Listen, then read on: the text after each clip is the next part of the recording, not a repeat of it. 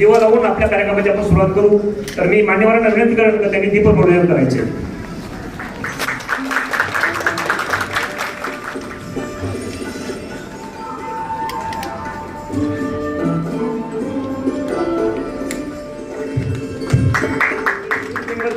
त्यांना विनंती करेन मी की त्यांनी साहेबांचं स्वागत करायचे.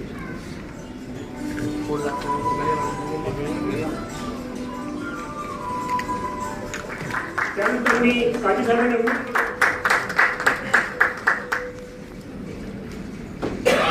आदरणीय व्यासपीठ आणि प्रत्येक मेंबरला आज खूप जास्त अभिमान, गर्व, आनंद, सगळ्या भावनांचं उधार आमच्या मनामध्ये आलेला आहे असं मी म्हणेन. हिमोफिलिया हा आजार जन्मतः असणारा रक्ताचा रोग आणि तुम्हाला आज वरती स्वागत करण्यासाठी काही जण आले तर त्यांना या 3 पायऱ्या चढताना सुद्धा त्रास होत होता. ज्याचं कारण त्यांच्या लहानपणी त्यांना हिमोफिलियाची ट्रीटमेंट योग्य तशी नाही मिळू शकली आणि त्यामुळे त्यांचे जॉईंट्स खराब झाले.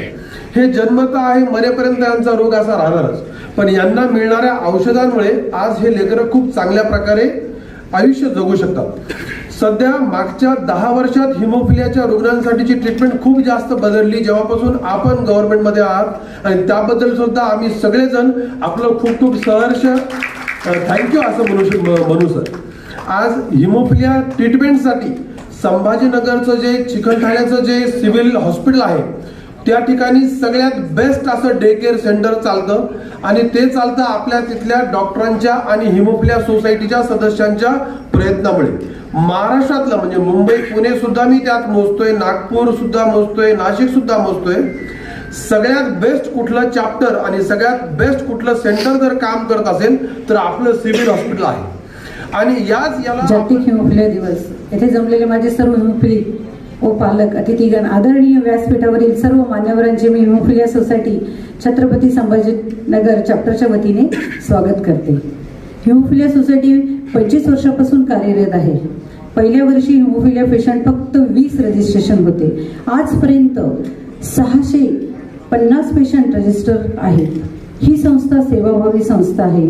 पेशंटला मेडिसिन फॅक्टर उपलब्ध करून देत असते. वेळोवेळी त्यांच्या अडचणी दूर करत असते. महाराष्ट्र गव्हर्नमेंटला पाठपुरावा करून सिव्हिल हॉस्पिटल मिनी घाटी हिमोफिलिया साठी स्पेशल वार्ड पाठपुरावा करून सुरू करण्यात आलेला आहे. शासकीय रुग्णालय मिनी घाटी येथे हिमोफिलिया पेशंटची सुविधा घेत आहे. सोसायटीच्या सहकार्याने GMC मध्ये बऱ्याच पेशंटचे सर्जरी झाल्या आहेत.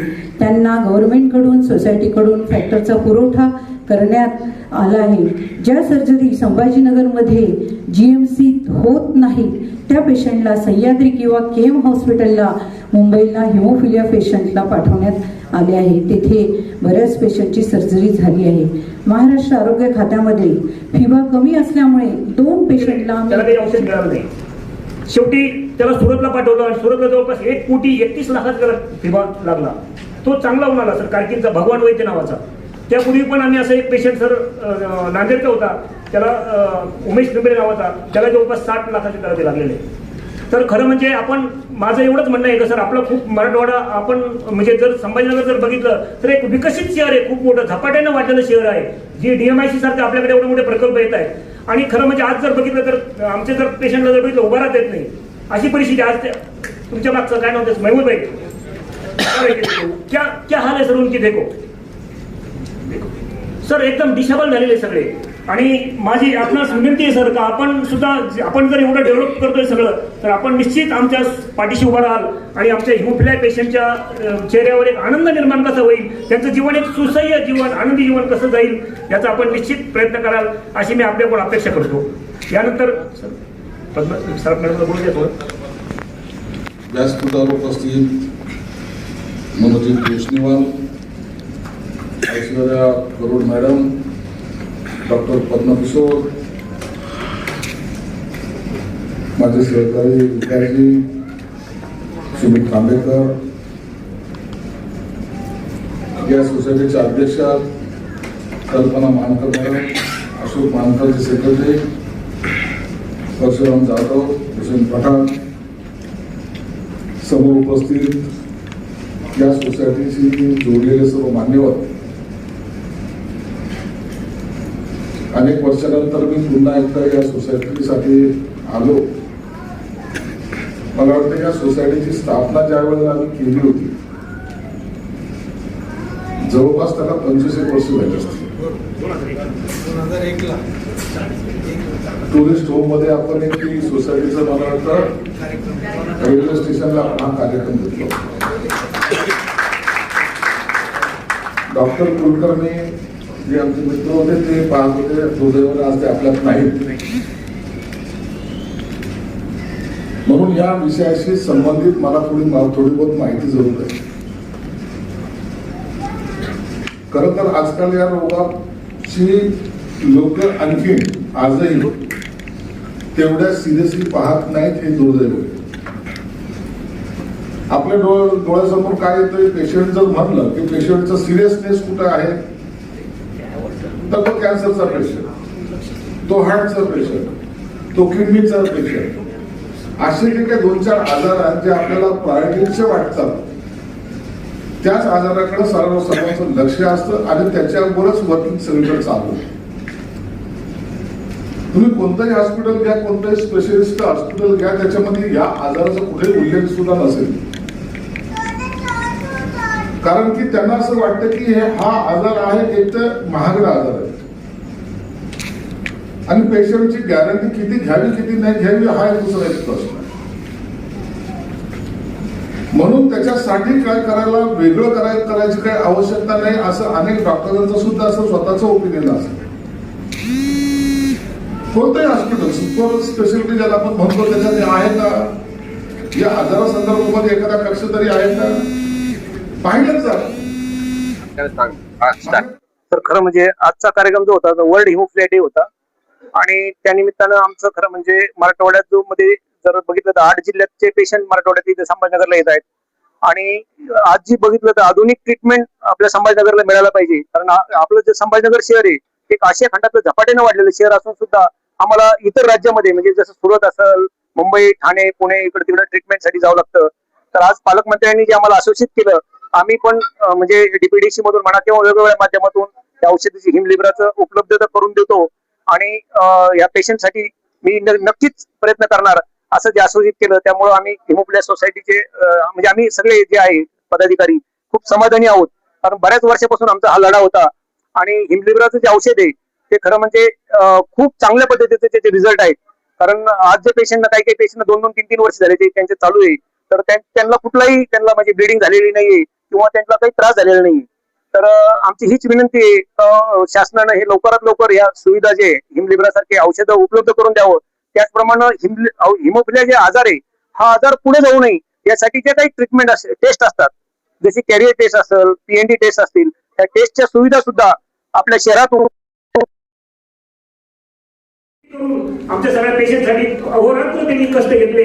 तर मी पटेल साहेबांना विनंती करतो की त्यांनी समोर यावं आणि अवॉर्डचा स्वीकार करावा. पेशंटसाठी त्यांनी पण अहोरात्र कष्ट घेतले. तर मी आपणास विनंती आमच्या पाठीमागं हिमोफिलिया रुग्णाच्या पाठीमागं अशा प्रकारे मी आपलं ऋण व्यक्त करतो आणि आपण आला आपला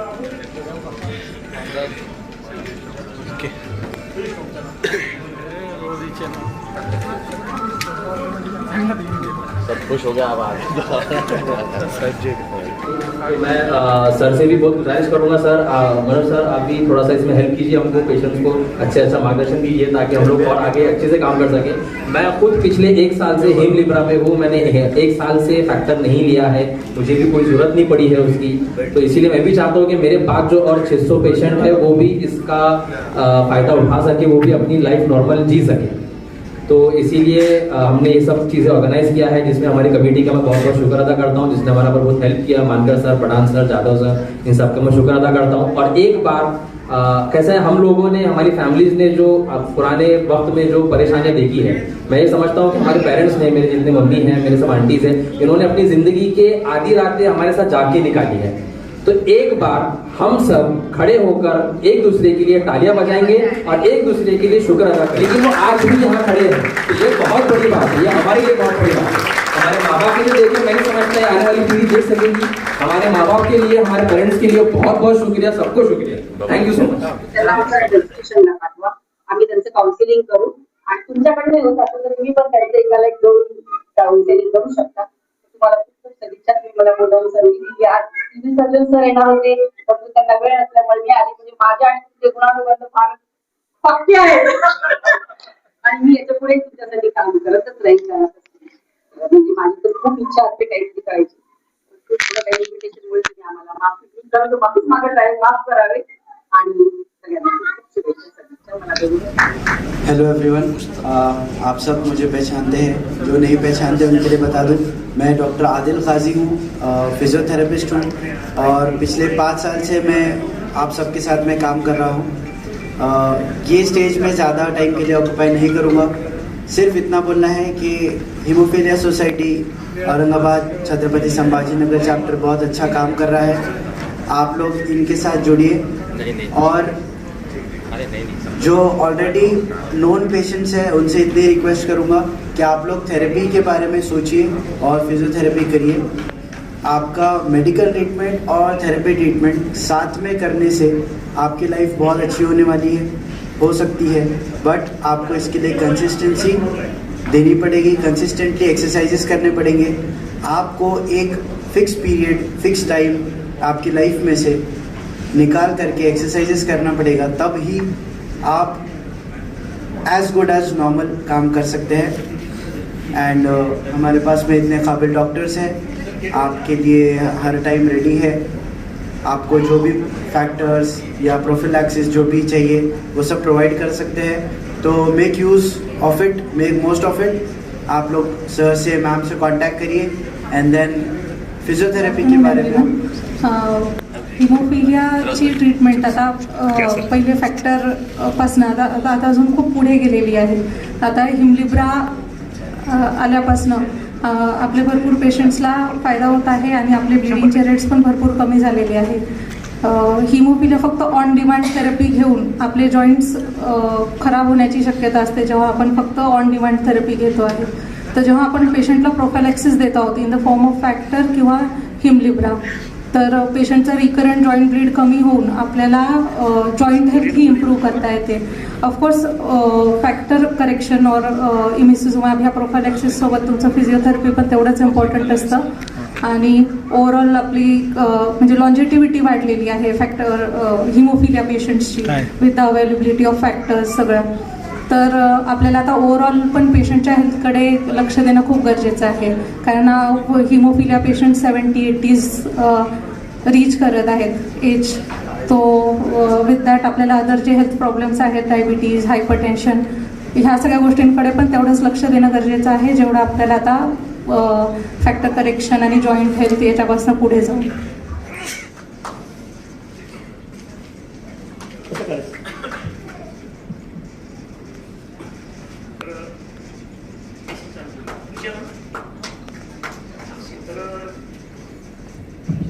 मॅडम तुम्ही नंतर बोला दोघं. हां, तर आपण काय करू थोडंसं सांगा. On the occasion of this World Hemophilia Day and awareness program, I feel honored to stand here. Today I am not just speaking as a healthcare professional, but as someone who live with hemophilia.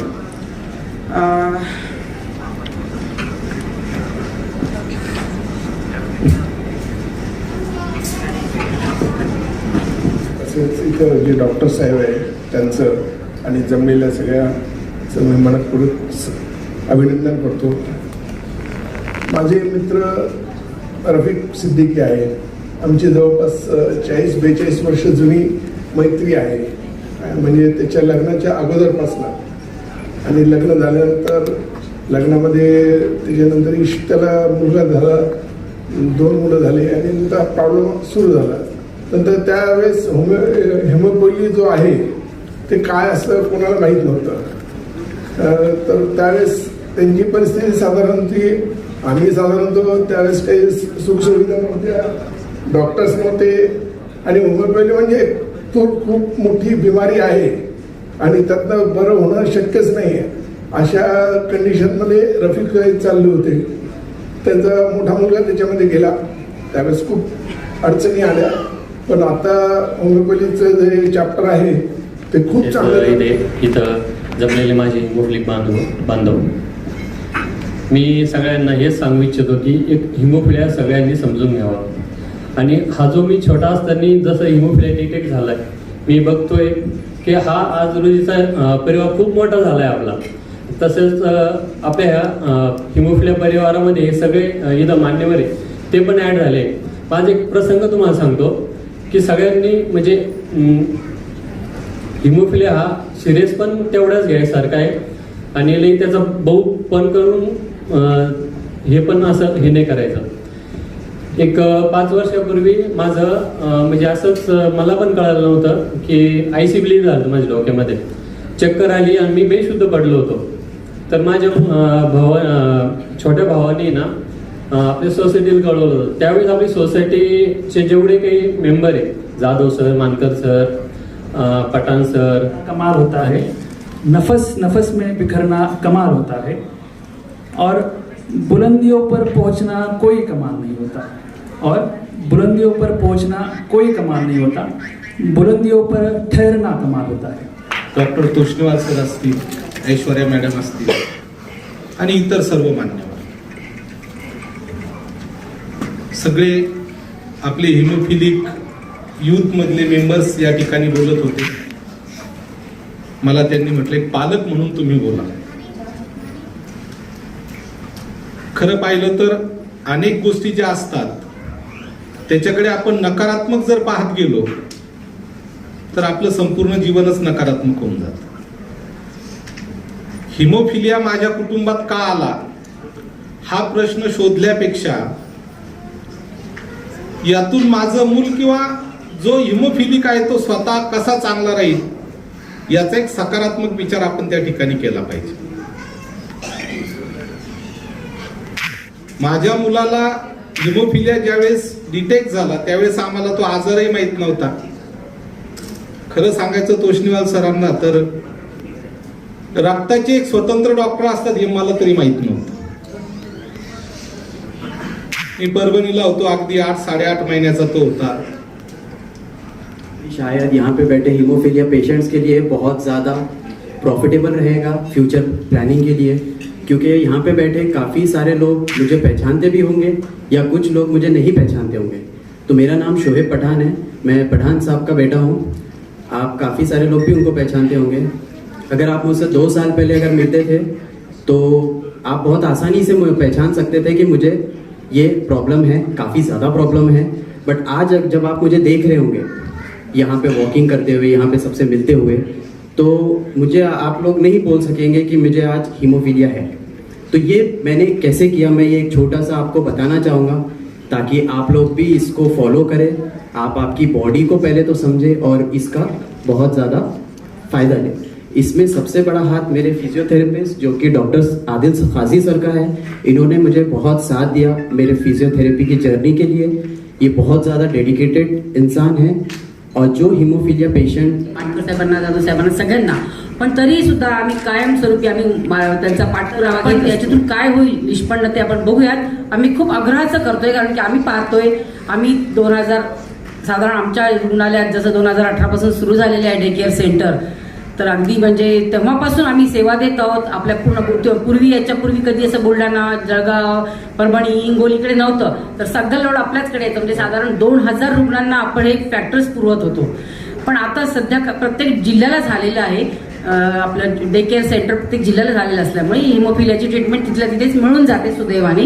त्यांना आता इकडे यायची गरज नाहीये. पण तरीही सुद्धा आमच्याकडे अजूनही खूप दुसऱ्या जिल्ह्यातले लोक येतात. त्यांना जिव्हाळा आहे डॉक्टरांशी म्हणा किंवा आमच्याकडे ट्रीटमेंट चांगली मिळते म्हणा काय, पण ते येतात अजूनही.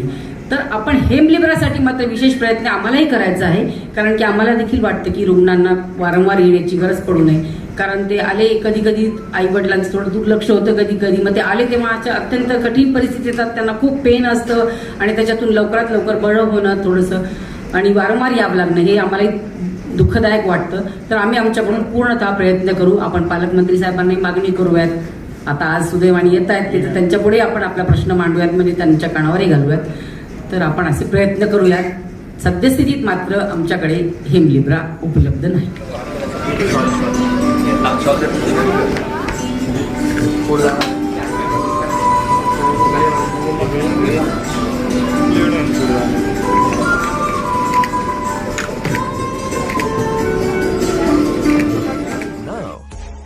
press the bell icon. Never miss an update.